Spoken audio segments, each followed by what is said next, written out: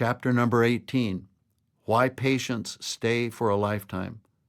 Jim, we've busted our tails going through relief, correction, and strengthening, and I'm proud of both of us. Me too, Dr. Lloyd.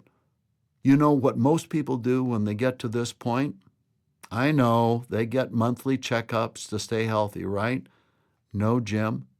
They fight like crazy to get right back down to where they started. You're kidding. Wish I was. May I tell you what I'd like to do instead? I hope you will. Jim, welcome to the club. Years ago, I was frustrated with the low number of maintenance and wellness patients my practice had. There were a few, but not enough for my liking. Plus, smart people who owed everything to chiropractic were frequently nowhere to be found. For a fresh perspective on my missing maintenance patients, I hired a public opinion research company to study the problem. And after spending lots of time and money, what I discovered was disturbing. First, Dr. Lloyd, you have the highest rated business we've ever measured. Your patients are very satisfied.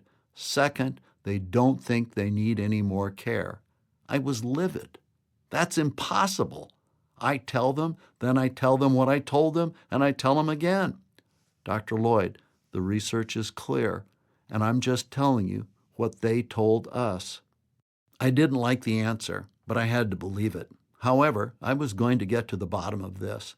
Since I'd already asked the lost why they strayed, now I'd ask the committed why they stayed. We asked some of our best patients, "Are you a lifetime chiropractic patient?" A good number said that they were, and I set up interviews with 8 of them.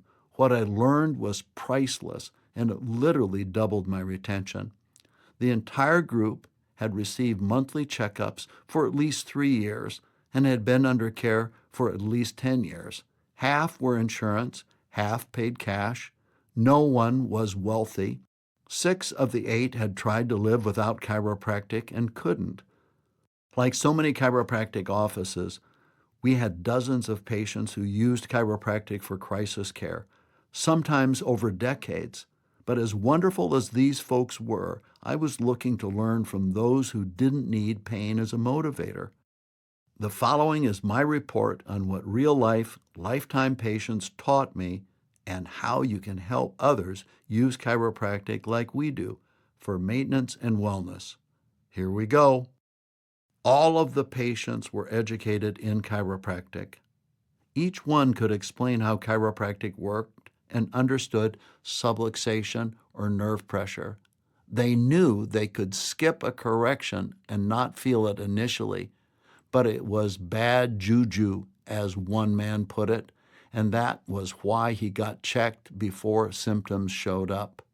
They all agreed that everyone should be at least checked for subluxation, and that subluxation caused nerve energy to be strangled and caused almost anything.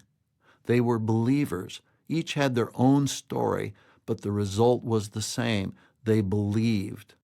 With the war raging for the hearts and minds of people everywhere to put their faith in medicine, drugs, and surgery, we need true believers in chiropractic.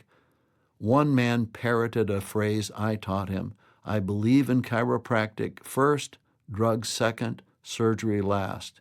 Amen, brother. They all had a good relationship with great DCs and CAs. We've all heard that people buy the messenger before they buy the message, right? I'm feeling a bit immodest here, but remember, these people rated our clinic sky high for customer service. Translation: they knew we loved them and put their interests first. They had good results. Each one found that chiropractic was the best and only way to live healthily. Everyone loved their adjustments, and, as one man put it, I can't miss my monthly adjustment. They had enough money. Remember, none of these folks were well off, but all made sure that they had enough for their chiropractic care. Not one person got any discount on our reasonable adjustment prices. Okay, Now, how do we activate these 5 common elements in patients today to produce real lifetime chiropractic patients? Here's what I did. Number 1, in the report of findings, speak about relief, correction, strengthening, and maintenance of health as the goals from the start, and always point the way to the next level.